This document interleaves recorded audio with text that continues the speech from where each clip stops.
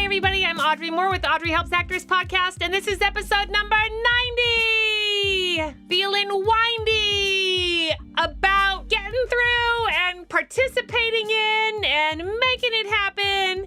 And self-tape May. Woo, woo, woo, woo, woo, woo, woo. 2022. Today we have episode number 90. Celebrate your individuality with Nicole Lynn Evans. Nicole is a boss-ass bee. I couldn't love Nicole more if I tried. She's an actor, writer, and disability rights and inclusion activist. She is on the CSA, Casting Society of America, top 20 list of actors from historically underrepresented communities. You know her as Nikki on Superstore, Gwen on Good Trouble, and Natalie on the Netflix show Special. We discuss the importance of getting comfortable extroverting your talent to people outside of your usual circles, how to get more comfortable with yourself, how to build a career over time, her experience in the industry as a wheelchair user with osteogenesis imperfecta, and some small changes we can all make that will make a huge difference for everyone. All right, we've got the Self-Tape Made Challenge. OMG, it's done. Woo! Congratulations! Whether you finished one tape, 16 tapes, or even more than 16 tapes, some people did like 30 plus tapes, you guys. Whether you did 1 or 30 plus, you truly, truly are all winners. And I know that if you just did like 1 or 4, you might feel a little bit guilty. And I don't want you to feel that way. You're just dipping your toe in. You can listen to literally everyone we've had on who's talked about Self-Tape May and the growth they've had with Self-Tape May. So many of them didn't complete the first time they participated. They didn't complete. And then the second time they did complete. And then the third time they were kicking ass and taking names. So don't be hard on yourself. I want you to celebrate you. Celebrate yourself. Everyone's a winner. Except there can only be one actual winner of the actual grand prize, which is a 1-year subscription to We Audition, 1 year's worth of Castability tokens, and a 1-year subscription to Casting Network's premium membership. And you get to be on the podcast next season. We're going to announce the winner next week, so stay tuned next week. But for now, I'd like to say a special thanks to our sponsors for the grand prize package and for paying our editors this season. And thank you all. Thank you everyone so much for participating. Anything extra right now feels like a lot. Doing tapes is extra. It feels like a lot. I know it. And you all did a lot of extra for Self-Tape May. It's been such a blast watching how much fun you're having. I learned so much. You're all so beautiful. You're just these magical spirits. Now go rest. You're tired, weary.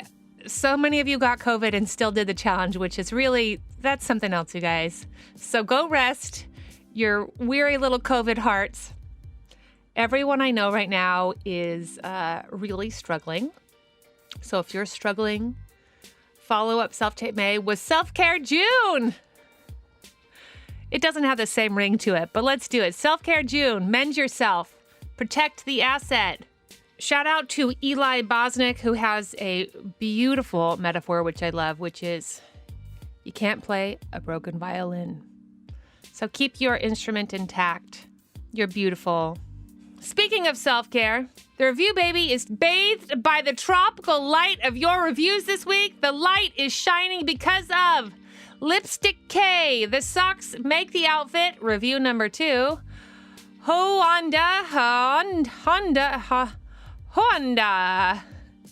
Samuelini. Last week was scary. Do you remember last week? The review baby does. We will not speak of last week. But Review Baby never forgets, unless babies are distracted by shiny things and their memory is not so great.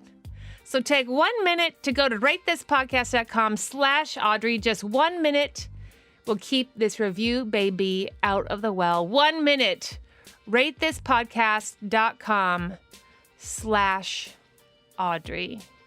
All right, everyone. I hope you're on the way to an audition, callback. You're wrapping up a self-tape. You're about to do a self-tape.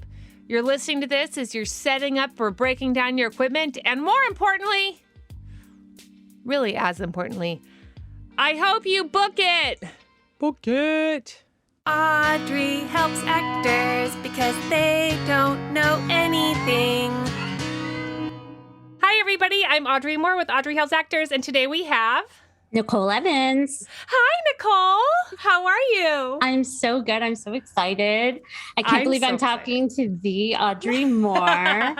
The feeling is so mutual. So I'm so thrilled to have you on for so many reasons, but we've known each other for a really long time.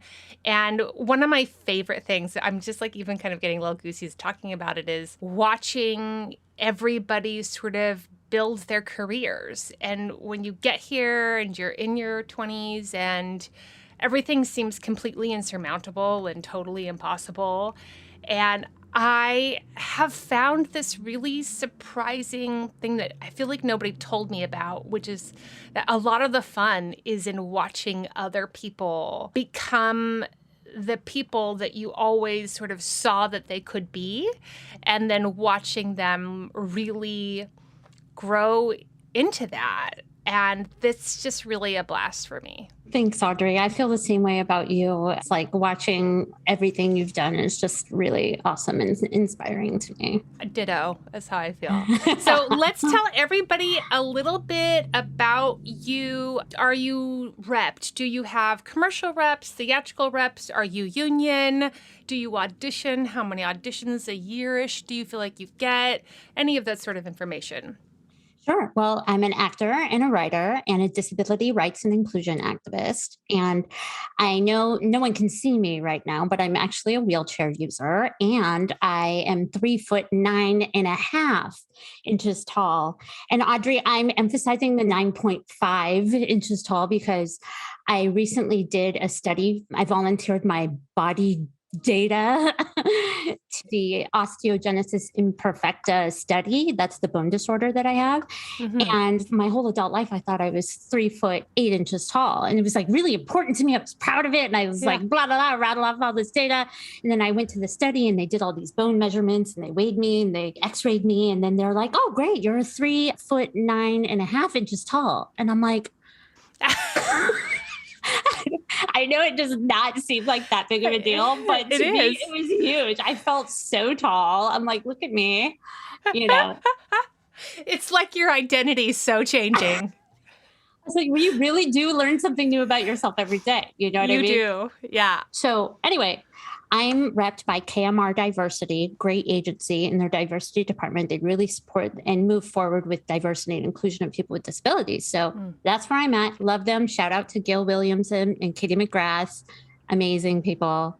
I also have a manager, Jeffrey Losif, also incredible. Love him. I'm like totally plugging them. Love it. I love it. They're really great. And I've been with them for a long time. But when I was first starting out, I did have another representation who also had people with disabilities on their roster. And I'm kind of like making a face about it because it was like my first thing. Everyone told me that's where I should go.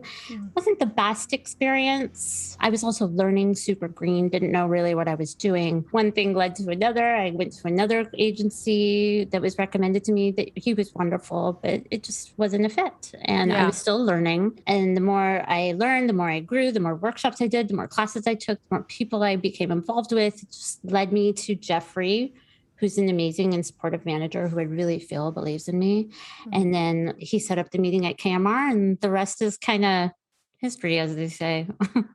Yeah, I love that. You know, one thing that I think happens sometimes when somebody is listening to an episode and they think, oh, well, that person has this special thing about them, and I don't have that special thing. I'm, this sort of cisgendered, able-bodied, copy, cut, and paste person who graduated from wherever.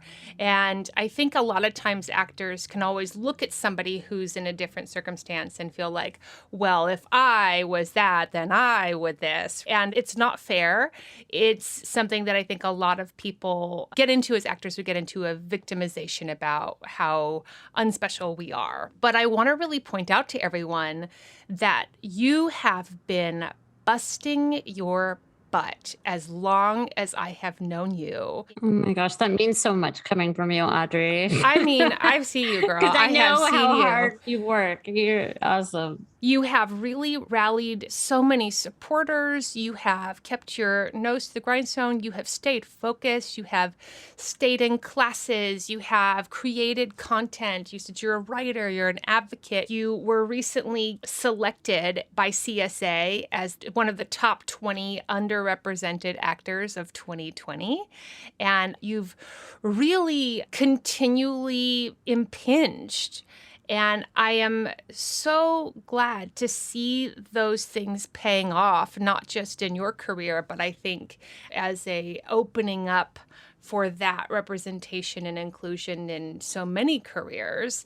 And for those actors of all shapes and sizes and abilities and ethnicities, I would love to just talk about some of the dark times, some of the bright spots, some of maybe the people that you have gathered along the way that have really become some of your champions. Yeah, sure. Well, when I first started out, I'm like, this is what I want to do. This is what makes me happy. I'm going to go for it.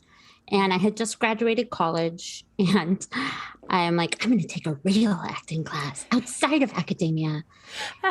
And honestly, that decision really changed the course of my life because I became involved with so many like-minded people that were working on different projects. I learned so much about auditioning and my craft overall. With that said, to my knowledge, I didn't have anyone in class that looked like me, or I didn't have knowledge around pursuing acting as a person with a disability, so I just kind of went for it. Even though I didn't have that representation, I'm like, whatever, this is what I want to do. And I remember taking a workshop and I was the only person with a physical disability. There was probably other people in the room that had invisible disability. That's another topic, but I didn't have anyone in the room that looked like me. I didn't have any knowledge. I was a new actor right out of college. And I mustered up all my energy and courage because they always asked if you have questions at the end. And I was like, oh, okay, here's my question. Do you have any advice as an actor with a disability? And I probably said it way more clunkier than that because I was nervous. Right. And this is a room full of other people. So I was kind of embarrassed to ask that question. I shouldn't have been embarrassed, but I was. And she was like, it's going to be hard. It's going to take a long time. And I don't think that that's bad advice. It's just tough to hear because I was so bright-eyed and Yeah. But she followed it up with, the entertainment industry will get to you eventually. So it was a dark moment, but I found a little glimmer. And I was also embarrassed that I just put myself on the spot like that in front of all of these super talented glamazon actors around me. Yes. Yeah. And then how did you process that? What did that translate to you in terms of action or attitude? Sometimes people hear things like that and then they feel like, damn, go home. The number of any actors who, workshops, right, can be some of the most demoralizing experiences. I like workshops a lot. It's just an opportunity to learn and get out the nerves, sometimes just being in front of a room full of people is a helpful experience as an actor because it's going to happen. You'll be on set with hundreds of people just staring at you. And so anyway, that's the way I look at workshops. But when I heard her say that, like I said, it embarrassed me because I had put myself on the spot so pointedly about my disability. It was one of my first times doing that outside of academia, And then hearing that, I was like, oh God, it's really going to be hard. It's going to be tough. But I do appreciate that she said the entertainment industry will get to you eventually. And it did happen. That's really true. And it did take some time.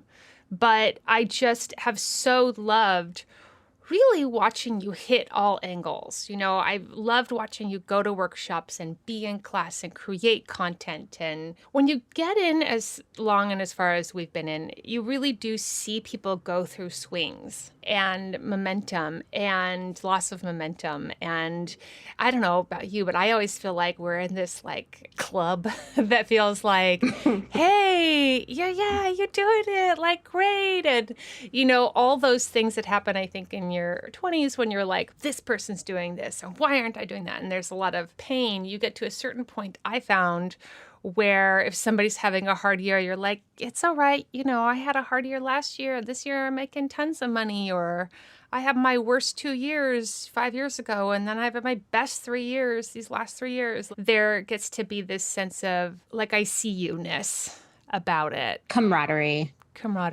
yeah, which I really love. I will never forget a workshop. I don't think you were in that one. And Asian American actress that we both know. It was a manager workshop, and the actress had done a fantastic job.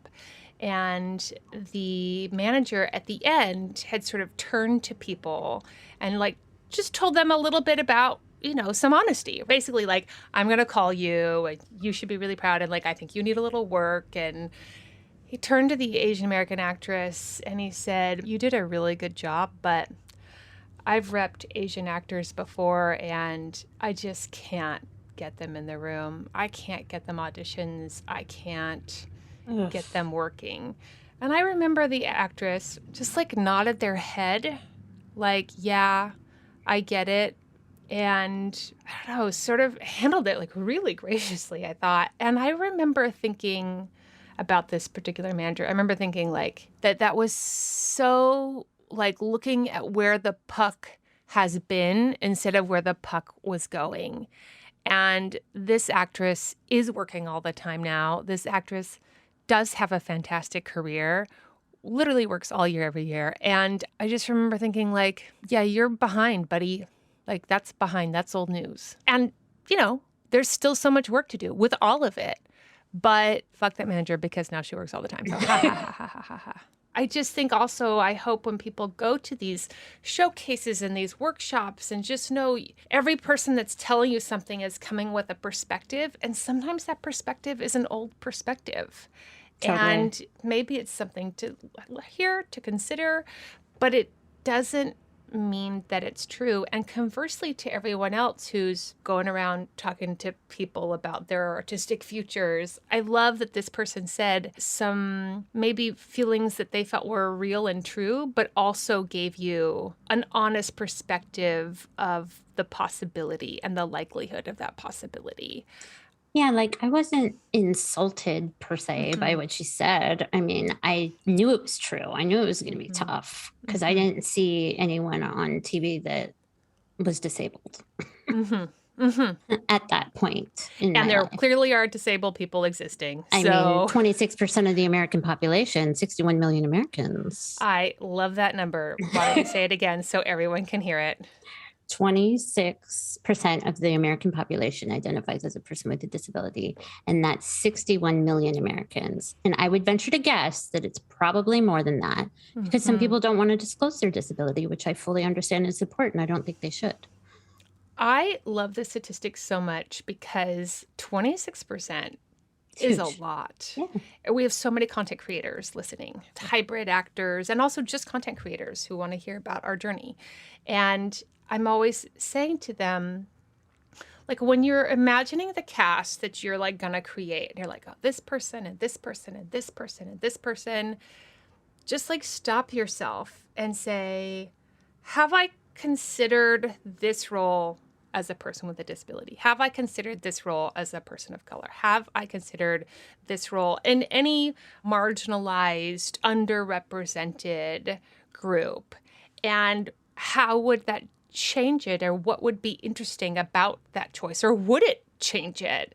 And just to sort of start opening up the creative possibilities that I think happen through awareness. Absolutely. I mean, media should reflect the people that are consuming it. It's just good business. Truly. Yeah. 26% of the American population identifies as a person with a disability, but that statistic is not reflected in media. It's just not. I got a quote from the person that did a first edit on this podcast. And that quote is, Nicole is fucking incredible. So wait, you fucking incredible woman, Nicole. Wait, I have to interrupt you. We interrupt your regularly scheduled program to bring you shit you didn't know about your union. This Shit You Don't Know About Your Union is brought to you by WeAudition.com. That's WeAudition.com. Promo code Self-Tape May. WeAudition is truly one of the champions of Self-Tape May from the very beginning, both in acts of supporting the podcast and also in being an incredible service that supports you, the actor. If you have a late night audition, if you have an early morning tape and you don't want to call upon a friend because some people have a hard time asking friends for help, but asking strangers for help and paying them for their time, boy, that's sure great. So go to weaudition.com for all of your self-tape partnering, rehearsing. Just run these lines with me, please. God, I have to do it in 40 minutes. Needs.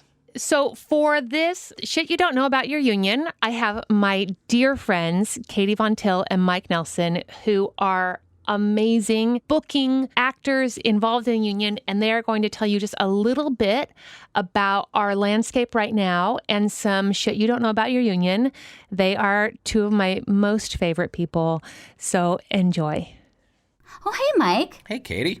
So look, I have this problem. I'm wondering if you can help me out. It's my mom's birthday, and I want to send her flowers, but some of these flower delivery services are so expensive. Tell me about it. I have a mother as well. Hey!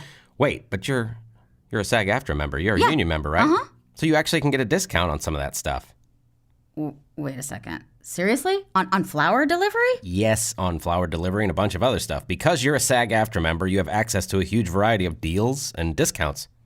Well, now you're singing my tune. I love saving money. What else? Okay, for example, you can get a discount on your AT&T bill. Stop it. Yeah. Or rental cars from companies like Hertz and Thrifty when you're traveling. What? Oh, and this is for you. This is nuts. Even discounts on pet insurance. What? Yeah. I actually have 2 cats, so that would be super helpful. Yeah, and save you a ton of money. If you have a pet, you know. So, yeah, SAG-AFTRA members get special discounts on Actors Access Plus and Backstage, a bunch of actory stuff, just to name a few. Well, this is great. Because, I mean, you know, living in a city like Los Angeles is super expensive. So every little bit of money I can save really helps. Yep, and your union gives us a whole lot in terms of, your safety on set and wages and working conditions. We talk about that all the time, Yeah. but these discounts are pretty sweet as well. I had no idea. And Yep. I love getting a good deal. I know you do. So yeah, check out our deals and discounts page on sagaftra.org. That's sagaftra.org. And you can sort by category or even your location. One step ahead of you, Mike. I'm on SAG-AFTRA's website as we speak. Happy hunting, Katie. Thanks. Your cats are going to love you. And now back to your regularly scheduled program. One of the things that I really am so passionate about for this season of Audrey Helps Actors podcast is infrastructure. I'm like becoming a total business nerd about certain terms. And infrastructure simply just being that your product can get overwhelmed. If your staff is overwhelmed, your product starts to suffer. And as actors, we are the product and we are the staff. And so if we are feeling overwhelmed or depressed, any of those things, then our product and our ability to put out that product consistently at the caliber in which we want to can start to suffer. And I know that you have really continued to grow and build a real wonderful support system in terms of friends and comrades and other creatives. So tell everyone a little bit about that. Okay, so my advice for anyone looking to build their community is to take a class, honestly. Acting classes are fun. I think so, anyway. They're them. fun. You automatically get a group of friends, surround yourself with like-minded people. Everyone's artists and wants to work on things. That was the ticket for me, injecting myself in that kind of community. Really just jumping in and going for it, doing scenes, working on stuff, reading people's scripts, watching people's short films, just being a team player, being a collaborator, being someone that will come to the table. And I found over my experience, the more you put in, the more you get out. And also, this is kind of like a new-ish slogan for me, but I say yes within reason and checking your ego aside. And that was something that I started doing in 2019. And it really helped me because by saying yes to this opportunity that made me nervous, I was like, oh, I don't know if I want to put myself out there like that. Like, I'm scared what's going to happen, whatever, I'm just going to do it. And that just kind of mentality for me in looking at this work has helped me. What I love that you've hit on here is that once you talked about workshops and like the importance of going and performing in front of strangers, I just am so in agreement with you about that, because another like business term that I've become really sort of nerdy about is brand recognition.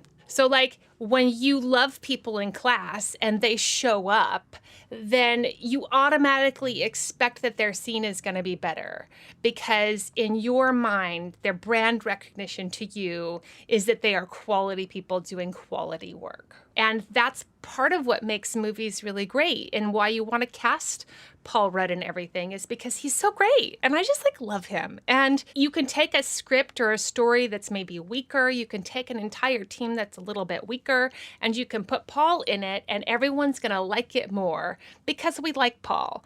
And I think that that's a really important thing to remember about class. You get your fans, you get your friends, hopefully you get pushed as well, but you do grow this community. And in workshops, you are robbed of that. And so suddenly you get this experience that I think is very common in our professional world of like stranger love. You go and perform for strangers, and then are they going to like your work? Are they going to appreciate your work? Or is so much of the appreciation of your work that you've been sort of, like you said, ego holding on to, is it all just created by this brand recognition that you've built in class? And you can go and test that out. And I remember really discovering like, oh, I am not received in workshops to the degree that I was received in class. Something is amiss here. And really having to do this work that you're saying about checking the ego. I love that so much. It's hard. That's not easy, man. But it's humbling, right? It's not easy, dude. A big thing for me in workshops was my body is different than most everybody's, in the room. I use a wheelchair, so I have a piece of equipment that helps me. Not everybody in the room is going to have that, so I am automatically very different in the room. And there was a time where that really made me nervous, because as a person with a disability, sometimes when you meet someone new and they don't know that you're disabled, there's this like weird energy that happens when they first see you. They're like, oh, hi. Oh, okay. Hi, Nicole. Yes. And like, it's funny now at this point in my life when that happens, but there was a time where that was like really jarring for me. And I didn't know how to manage that. And I didn't have the language or life experience at that time to like process that. And so as an actor, when you're constantly going into rooms where people have no idea who you are, I mean, that was becoming fearful to me.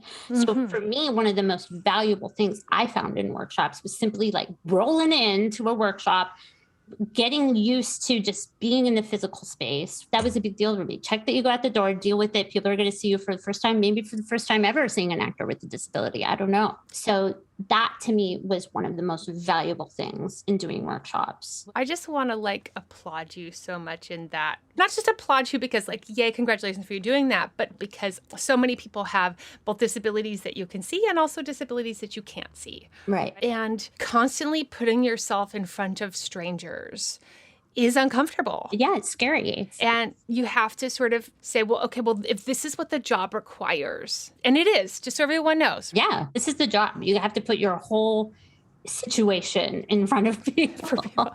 All the time. Strangers. And I needed to work on that confidence in being present with someone. I knew that was something I needed to work on as an actor and as a person. Yeah, it really reminds me of another mutual friend of ours who is gorgeous. And I know that this person for a long time used to get like hate from women. And it wasn't even like hate. It was just like not gracious, because she was sort of so talented and so lovely and so gorgeous, and everything she did, she was fucking good at. And I know that for a long time, she had experienced just this sort of like meeting people, and it was like a jarring. They were like, oh, you're this like beautiful creature, which I think people don't talk about. And then I remember one time this actress. I saw her at that time, and I saw her at a party, and she came up to me and she was like, Audrey. And I was like, oh, hi. And she was like, I'm so glad you're here. And I was like, oh, great. And she gave me like this big hug, and she was just like, how are you? How have you been? So good to see you. And I remember like clocking it, and I was like, oh, I see. Like, you are no longer going to hope that people feel comfortable by you and that they offer comfort to you, because I think she felt insecure about sort of this thing of like showing up and everyone being like, oh, who is this like goddess sort of in the corner, right? And it had a lot of insecurities and a lot of awkwardness about that, because like she didn't ask for that. It was just like her genetic lottery. Right. And then really having to create like behavioral techniques in order to manage being a stranger in a room and gaining like comfortability in the room. Making people feel comfortable. I totally relate to that. It's since I was a kid, you know, I'm usually the only disabled person in most rooms. And as a kid, the first one to crack a joke, the first one to make a sarcastic comment, you know, because humor is disarming. And I learned that very young. And I still use that. That's a coping mechanism for me personally. Is like, okay, I got to break the ice so no one feels weird around me. I'm going to say something hopefully funny. Right. I mean, I don't know, it might not be, but she is very funny, you guys, just so everyone knows. She's a hoot and holler. So I want to talk about this journey of 2020 underrepresented actors by CSA.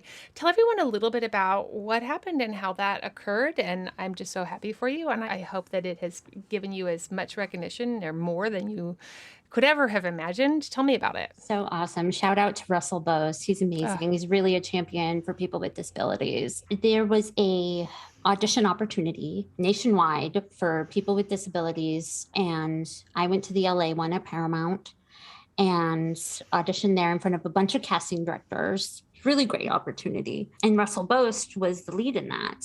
And, you know, flash forward to 2020, I was lucky enough to be considered for that. And I was partnered with a casting director and really had a mentor opportunity. And we worked on some auditions together, and they selected me as one of the top 20 actors from an underrepresented community in 2020. And it's wonderful to have that recognition. I'm so grateful to be among all of those talented actors. That's wonderful. In terms of involvement in a union, people aren't aware that basically you can create a committee in SAG-AFTRA for anything. If you're, well, like, I want to create actors who are parents committee, you can do that. If you want to create a gender non-binary committee, you can create that. And then that allows like partnerships and things like that. Have you done any of that through SAG-AFTRA? I know a few of my friends that are on the committee for people with disabilities, and they're doing amazing work, but I have not yet been involved in that. And that is something that I want to do. I will say that I am on the committee for the Actors Fund, the Western Council over there. So that's really great. So it's nice that I'm able to use my voice from the disability perspective. So it's really great. Tell everyone about what that committee is for the Actors Fund. Not everyone knows about the Actors Fund, and I just want people to understand that there are resources. No matter what your experience is, there are tons of resources for you to get your voice and to get some education and all of those sorts of things. So tell everybody about what that is. So the Actors Fund is an incredible organization that provides resources and education for entertainment industry workers. Things like applying for housing, understanding your medical benefits, financial assistance, career counseling, senior care services, finances, and money management. And the really cool thing about the Actors Fund is that you don't have to be an actor to use these services or to get assistance from the Actors Fund. The fund supports all entertainment industry workers in front of and behind the camera, above, below the line. They assist everyone working in theater, film, television, radio, music, the list goes on. Last year, the Actors Fund gave out over $20 million in grants to assist entertainment industry workers during the COVID crisis. That is absolutely amazing. They have helped so many people. I'm a member of the Western Council, and I'm so proud to use my voice and add to the conversation about disability inclusion in conjunction with the services that the fund provides. I recently volunteered to be on the outreach committee for the Western Council, so please go to actorsfund.org and check out all of the services they provide. The Actors Fund is in the process of building the Hollywood Arts Collective in Hollywood, which will be a major arts complex that will provide affordable housing to low-income arts and entertainment workers and small nonprofit performing arts organizations. Very, very, very, very cool.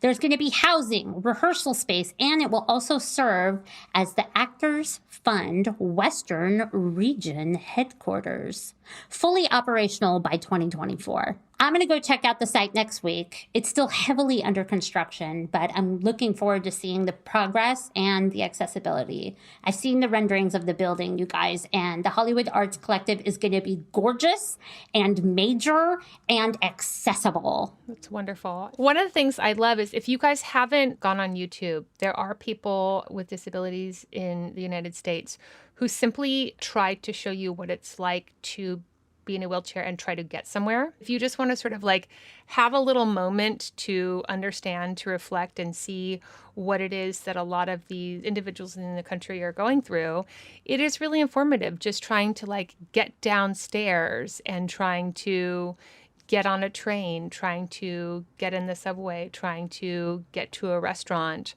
all of those sorts of things. And it really does illustrate, I think, in such an incredibly powerful way in 5-minute edited video, all of the things that persons with disabilities are having to go through just to go get lunch down the street.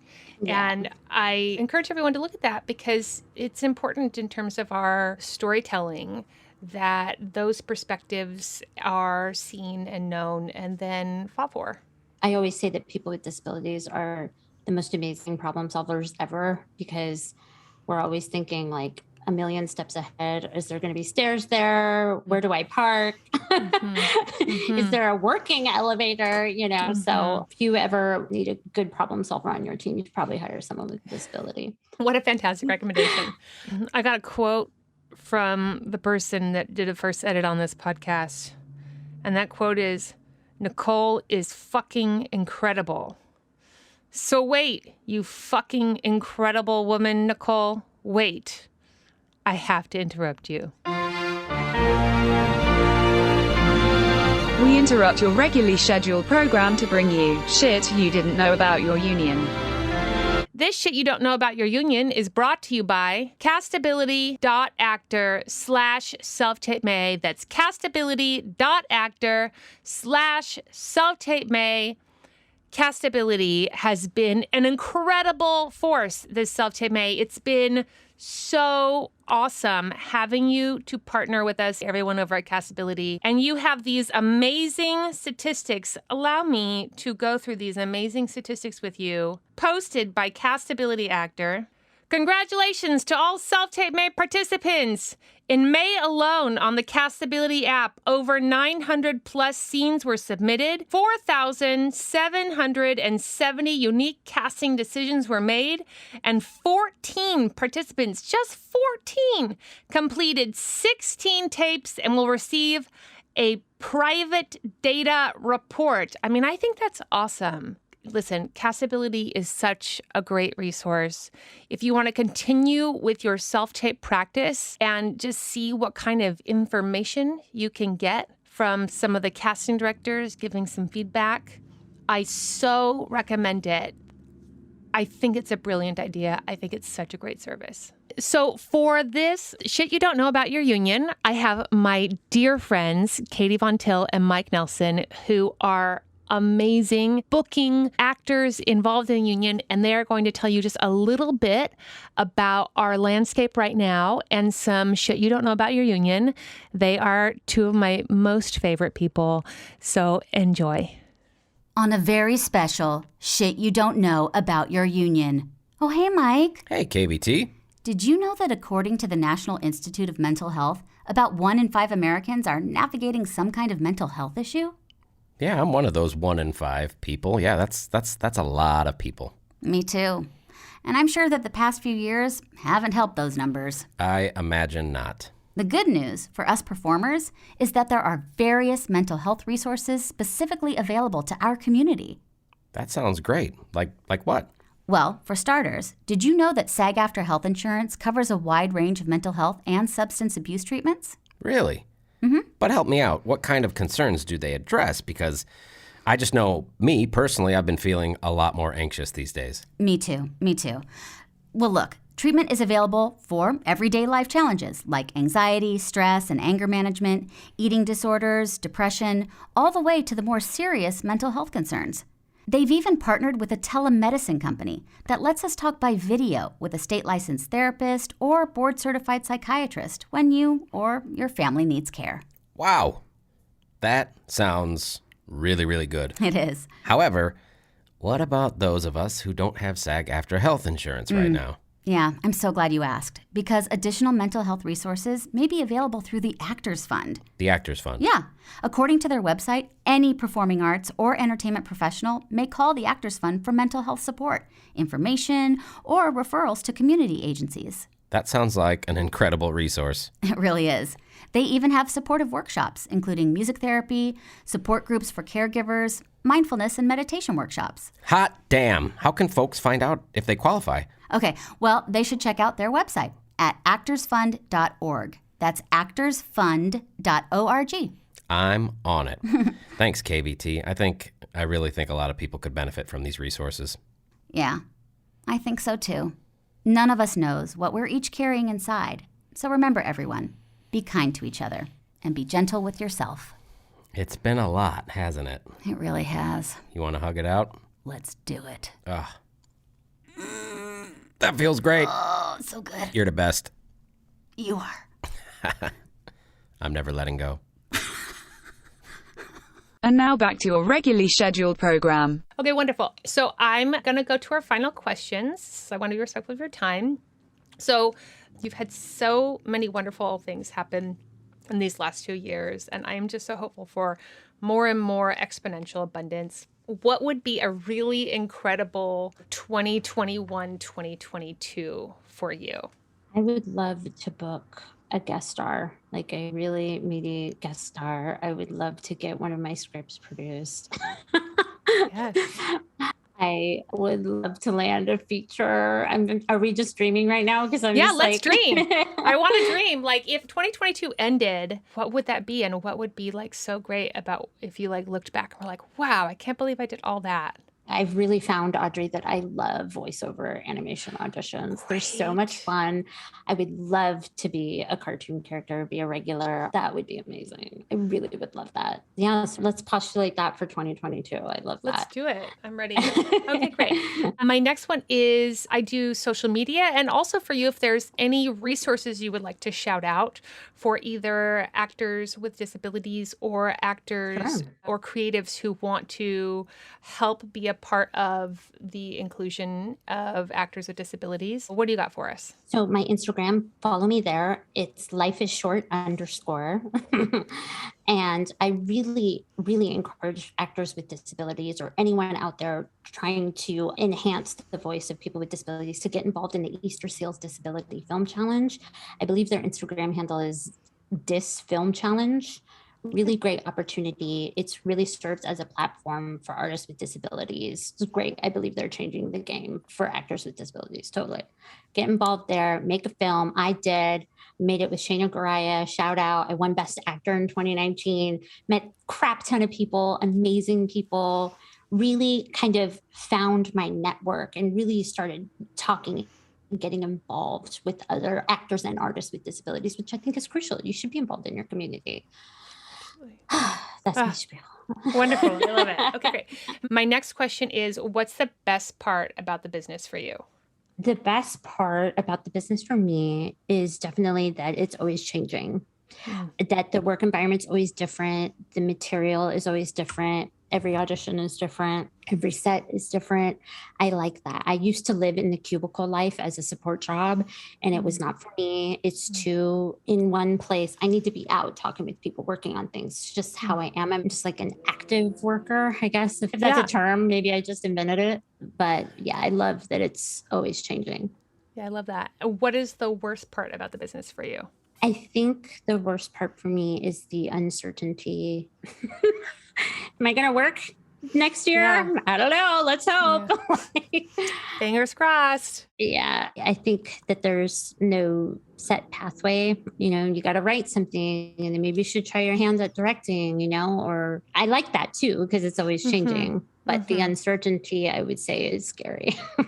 Yeah. I always tell people what's hard about it is like you're trying to hit a bullseye in a moving target, because what we do is so in flux, because content has so much to do with technology and politics and economy and sort of like the stories we want to watch and the stories we want to tell. The number of people who made movies and huge television shows about some version of a pandemic that was just supposed to be released in 2020 and happened to come out in 2020, not knowing that that was going to be a thing. And then people who made shows that they thought, God, I hope anyone watches this, like Ted Lasso, where they just like, is anyone going to want this like popcorn, really sweet, like yummy feeling sports show about soccer or football, depending on where you're from. Like they didn't think anyone was going to watch it. They just hoped. But because an entire crisis happened, then people don't want to watch movies and shows about a giant global crisis. Yeah. They do want to watch things about like a happy little soccer football team that, has good people in it and makes strides and falls in love. Did you watch the Emmys last night? I have. I only watched some of it, but I've been in and out of it. Yeah. Did you watch it? I totally did. Ted Lasso swept. I know. So one thing I do want to mention, I was glad that I had this to talk about. I just forgot about it until right now. So Jim Lebrecht, who is the director of Crip Camp, is a documentary about people with disabilities at Camp Junaid back in the 70s, 60s, 70s. He was Oscar nominated. He didn't win, but he is a huge disability rights advocate, excellent filmmaker. And he pushed and worked with CBS and the Television Academy to make sure that there was a ramp that was visually, like you could see it, the cameras could see it, and the people in the audience could see it. And he was told that it would be there. And last night it wasn't. He was like, we want a ramp. And they were like, best we can do is 4 flights of stairs. Oh my God. I know. And I just want to take a moment to say that that was really disappointing, because it was such an opportunity for a humongous award show and figurehead in the entertainment community to make a statement about disability inclusion. And they didn't. And it doesn't matter if no one needed the ramp. I mean, how do we know? We don't know that. Yeah, right. It would have been nice to see a visual statement that there is an actual pathway for people with disabilities to accept an award at the Emmys. Yeah, I want to add, like, in post, just so many applause sound effects to what you just said. These little micro things that aren't micro, that able-bodied people don't think about. Doesn't mean a lot to an able-bodied person to have a ramp.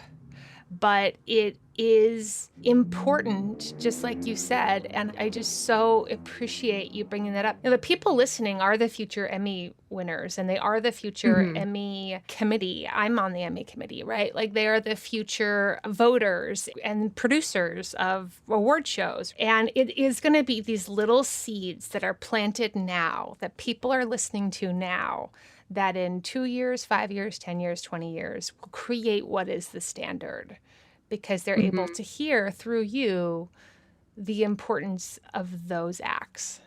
And I was nervous to bring it up because it's I was just nervous. It's scary, Yeah, you know? It is. But I'm like, you know what? Screw that, man. Like, we need to talk about it. Nothing's going to change by being scared of it. Like, let's just talk about it.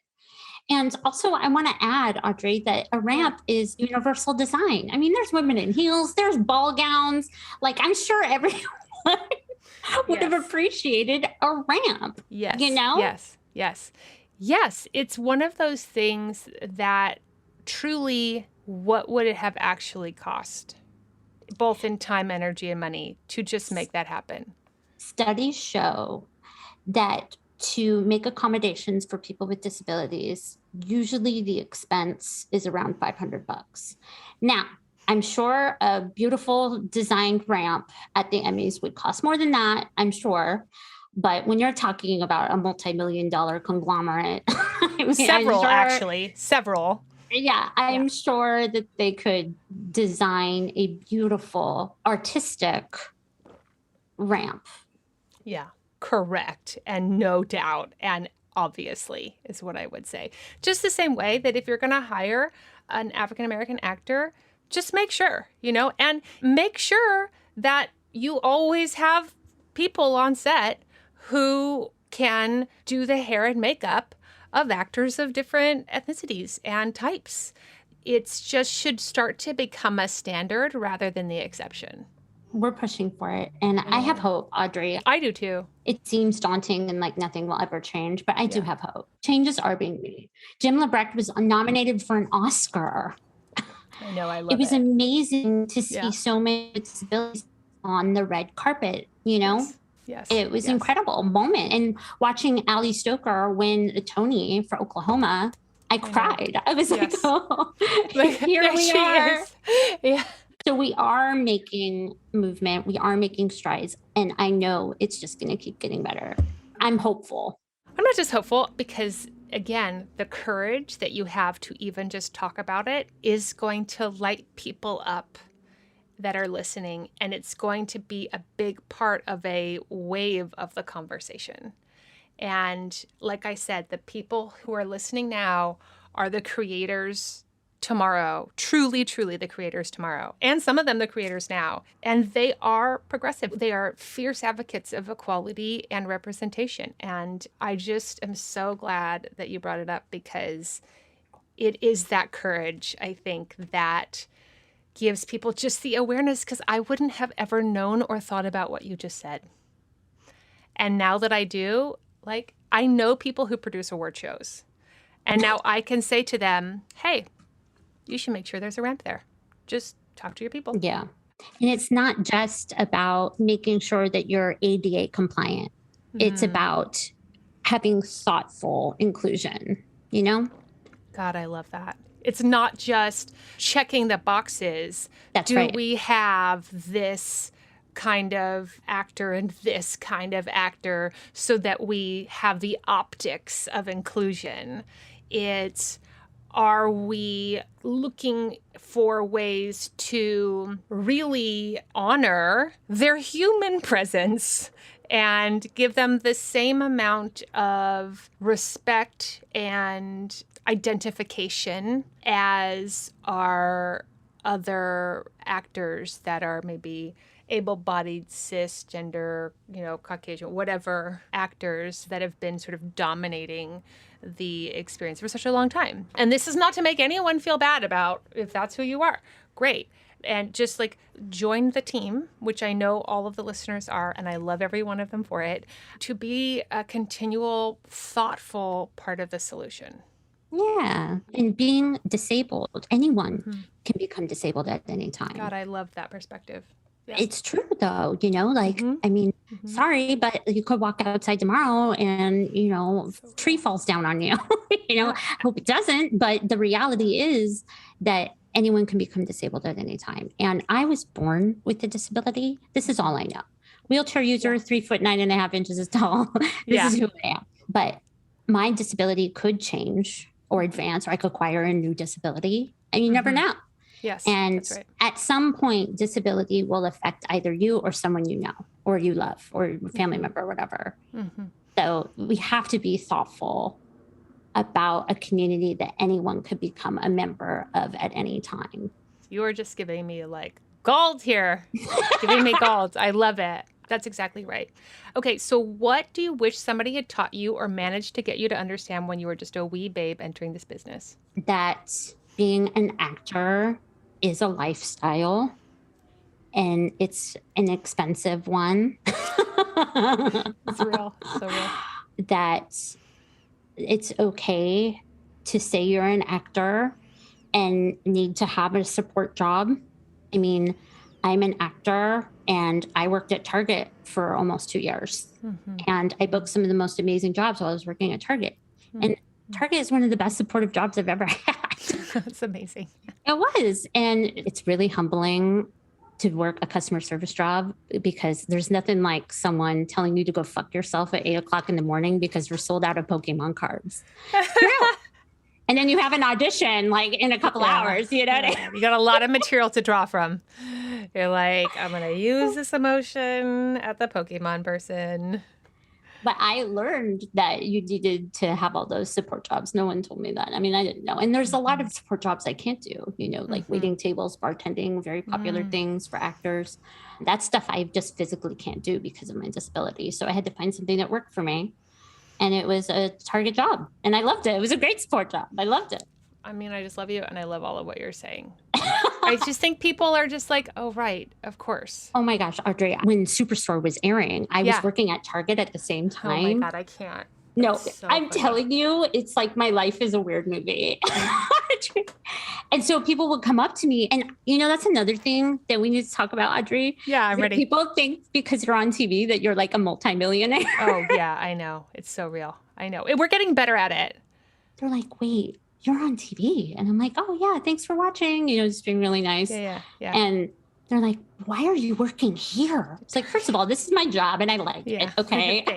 Thanks for being horrified by it. I know. And like customer service jobs are tough and like be nice. You know what I mean? Mad respect to all the customer service people out there. For real. So anyway, it was like weird to just like working in a store and then being on a show about a store. About the store. I can't.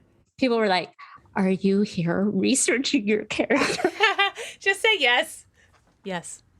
Just like, sorta. Yeah. Sort of. It works this way. Yeah. That is, I mean, it's maybe one of my favorite stories anyone's ever told on the podcast. Oh my God. I'm dying for it. Yeah. I have one more for you, and I know you'll love. Audrey, I can talk your ear off. We could do this. Okay. I'm ready. So when the audition for Superstore came to me, it said new hire. The character didn't have a name or anything. And I was working at Target at the time. So I used my Target name badge for the audition. And I was like, my acting teachers would be so proud of me. I'm like, giving the character a name. Yeah. I got the part. And they named the character Nikki. Yeah. I mean, I'm not going to take credit for it, but I'm going to take credit a little bit because I gave him the name. But also that's a risk. You know what I love about that is it's a risk because I'm always talking on the podcast and I'm always talking on Instagram. I'm like, everybody's like, no props, no costumes, no any of that. And I'm like, it is not 1995 anymore. And I'm going to tell you, I could go through my resume and tell you the things I was in wardrobe for and held the prop for. And it is the vast majority of my resume. And the only things it's not is because like I was wearing a yoga outfit and like I own a yoga outfit. I wore a yoga outfit. So is it a costume? No, but is it appropriate for the role? Yes. Do I wear yoga outfits on the daily? Sure. But still. So I love that because it gives people permission and freedom to like, fuck all of those things that people are hearing. Like those rules are there for a reason because some people go crazy. Some people turn into nutso people. And it's definitely more important that you work on your material than that you go search out of Los Angeles for a name tag. But if you got a name tag because you work at Target and you're going out for Superstore. I mean, it fit. It was fun. It was an idea. I was like, you know how we are. Yeah, right. Yeah, we're like, it's going to be like a fun choice. And I thought, you know, maybe whoever's watching the tape would see the name tag and it would make them laugh. And that was also a point in my life where I was like, fuck it, let's do it, you know? Yeah. I just die for all of it. I love it. I got a quote from the person that did a first edit on this podcast. And that quote is, Nicole is fucking incredible. So wait, you fucking incredible woman, Nicole. Wait. I have to interrupt you. Help me. I need some help. And now it's time for listener questions. I'm so scared. This listener question is brought to you by castingnetworks.com/Audrey, promo code Audrey. Did I get an email telling me that my subscription was being changed? Yes, I did. Did I go in and go to my membership, click on annual membership, write in promo code Audrey, click apply, and then did I get $50 off my own membership using my own promo code? Yes, I did. I saved myself $50. Poo, poo, poo, poo, poo. I'm going to buy a lot of plants with that $50. I'm going to buy lots of plants, you guys. I might have already bought a lot of plants. So thanks, Casting Networks, for my plants. Please save money. castingnetworks.com/Audrey, promo code Audrey. All right.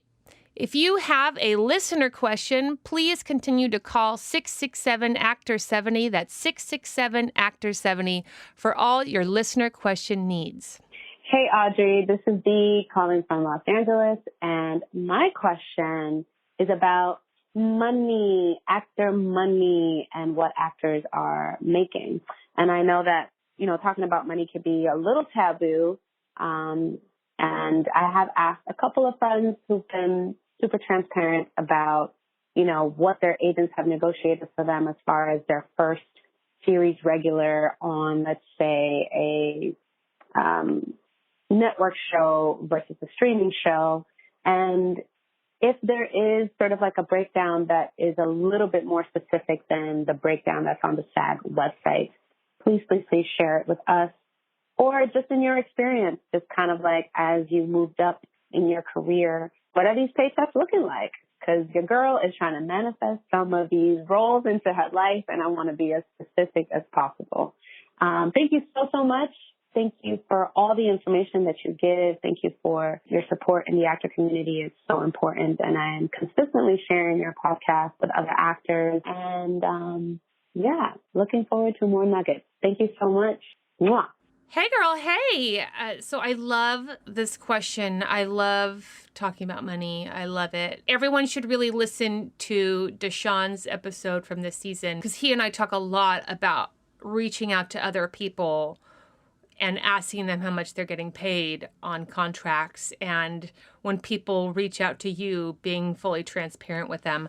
I love to get pinned for a job and immediately start calling around and asking people what they got paid on something. That way I just have some information. A good agent also has that information. So, I think if you have an agent that you love, that you have any working relationship with, I think a great conversation is, I'm interested in manifesting some awesome realities. What are people getting paid for series regulars? Like, what is a Netflix half-hour series regular versus like a Chuck Lorre network half-hour series regular versus a Game of Thrones series regular versus a Law and Order SVU series regular? What do those look like? So as you can imagine, prices may vary, but, I think the lowest I've heard for a half-hour series regular on cable, I think, was $10,000 an episode. The most I've heard on first, and these are people who are not famous, but working people who've gotten a series after working maybe some recurring guests, or maybe they've been a series regular on a show that didn't, do much. That can get into, like 50, 75, 150 grand an episode. It can get pretty big as a starting point. And then there's an ability to renegotiate after that. It's really important to know what the numbers are and to know what your counterparts in the past and recent past, think of it like real estate, like know the comps, right?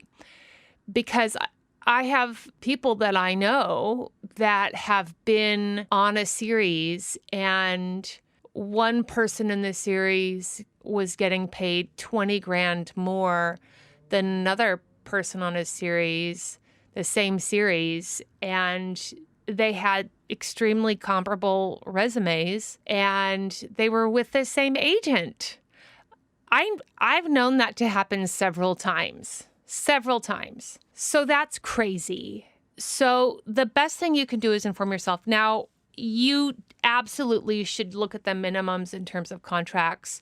If you have not booked a series before and you don't have a lot of television experience, you know, there are some networks that I won't mention who are known for not paying people very well and then owning them forever. So that's a thing. And just know who that is. You know, there's other weird, tricky things where people will really get you some, it's like, surprise information is like, let's say that you were getting paid, and this is not the real number, but we're just going to even it out. Let's say you're getting $10,000 an episode, and then it airs, you wait 6 months, and you get no residual check. And you're like, that's weird. Where's my residual? So what a lot of companies are doing right now is they're baking your first residual into the pie, essentially. So you think you're making 10 grand an episode. What you're actually making is 7.5 grand an episode. And they're giving you that 2.5 residual ahead of time in your first check and not as an actual residual. So you're really not getting paid 10 grand an episode. You're getting paid $7,500 an episode. So those are sort of contract details that are really good to know. Another thing that's important in terms of qualifying for health insurance is that there's actually a cap in terms of any particular project. So I don't remember the exact number, but I think it's $250,000. So let's say you're on a show for 4 years. You're making $250,000 on that show. And then you continue to get residual income from that show for the next 10, 20 years. So you're making great residual income, but that residual income will not any longer go to your health insurance. So there are people who find themselves in crazy situations, like they have a baby or they get a crazy medical diagnosis. And they're like, well, that's okay. I get all these residual checks from the show I did, and I was on for 4 seasons. Wait, what? I don't qualify for health insurance anymore? Why is that? Wait, what? There's a cap? What's that? What? And then unbeknownst to them, they don't have health insurance. So that's something I think everybody should just be aware of. Let's spread the word. That's good information. Don't get that surprise. So yeah, ask your friends, ask your agent, definitely look at SAG minimums, and do your due diligence. I always call up actors before I book any job, and I call up an actor who's booked a similar job, and I say, hey, I just want to talk to you about this job I'm about to book. How did they fuck you? Do you have anything that they fucked you over on? Because I'd like to not get fucked. And then people will tell me. And now back to your regularly scheduled program. Okay, one more question. I'll do mine first and you do yours. Okay, so my mildly interesting is I inherited my grandmother's fine china set. Oh my God, beautiful. I'm a huge tea person. I love a good pot of tea. And comes to find out that England has kind of mastered drinking tea because they've been doing it for 6,000 years. I watched Ted Lasso, I know. You do, truly. And I've always been really judgy of the little winky little teacups that are in fine china tea. But here's what's so great about them is that they're sort of low and flat, and they're like little, and then they open up a lot. And I always thought, like, this is like a little sad little amount of tea. I don't know, how else is it going to stay warm? But here's what's genius about it. The pot keeps it really warm. And part of the problem with tea is you drink hot tea and then it scalds your mouth. And so then you sit there and wait for it for a long time. And then like by the time you're drinking it, it's cooled off a lot. And then by the time you get to the bottom of the teacup, the tea is already cold. But with this fantastic England perfected version, you pour the tea into the teacup and it's structured in a way that it automatically cools down. And you can drink it like right away, but it doesn't get cold by the time you get to the bottom because it's short. Wow, you really dissected the architecture of a teacup. I never really thought about it that way. I didn't either, except that it's perfection. And of course it would be because it's an English tea set and it's like literally from 1855. You look very delicate and very dainty and ladylike. I love it. Look how cute you are. I'm just like, hey, here's my little teacup. So chic. Okay, tell me yours. Nail dip powder. I think I'm late to the nail dip game. I don't know. Maybe I am. Maybe I'm right on time. I don't know. Love it because I chip my nails really easily on my wheelchair all the time because I'm always propelling myself to and fro. And everything would chip. I spend all this money on getting my nails done. Chip. Even the gels, chip. Nail dip powder. Nail I'm gonna dip check powder, it out. long lasting. Highly recommend. Yeah, I like it. Well, listen, I love you. I am so you. glad for you. I'm so happy for you. I'm so glad you came on the podcast. This is going to be such a wonderful episode. And truly, anytime you want to come on, if you're like, I've got something to say. Oh, we got a thing. Like, email me. We will put it on. If you want to do an insert blast, if you want to be like, Audrey, I want people to know about this.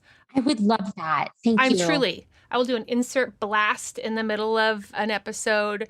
So all my heart and passion and just enthusiasm and just bursting with happiness and pride for you. And I'm just so grateful for you and for your work, both in front of and behind the camera and as an advocate. I just think I'm so honored in this podcast to get to talk with and know just the most fierce people. And I just adore you. So thank you so much. I love you. Thank you for bringing me on. It meant so much to me. It means so much to me. Thank you so much. And I love your podcast, Audrey, and obviously I love you. You're killing it. As per usual. Per usual. All right, Libby, I will talk to you soon, and I'll email you, okay? Okay, thanks for having me on. Bye. You too. Bye.